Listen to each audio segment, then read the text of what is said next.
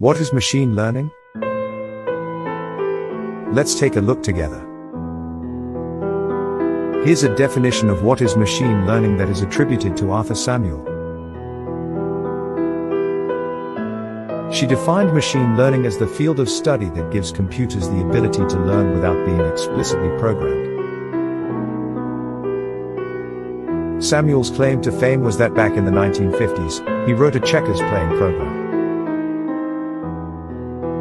The amazing thing about this program was that Arthur Samuel himself wasn't a very good checkers player. What she did was she had programmed the computer to play maybe tens of thousands of games against itself. It was able to get so much checkers playing experience that eventually it became a better checkers player than also Samuel himself. In general, the more opportunities you give a learning algorithm to learn, the better it will perform.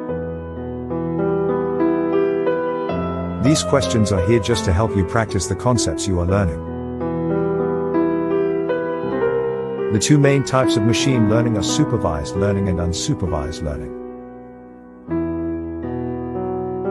Of these two, supervised learning is the type of machine learning that is used most in many real-world applications and has seen the most rapid advancements and innovation.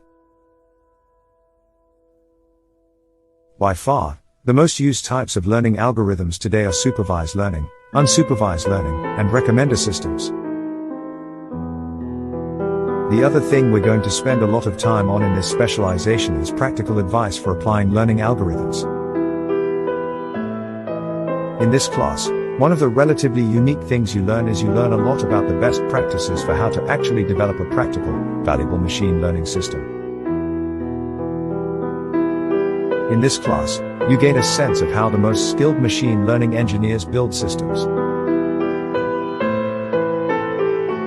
I hope you finish this class as one of those very rare people in today's world that know how to design and build serious machine learning systems.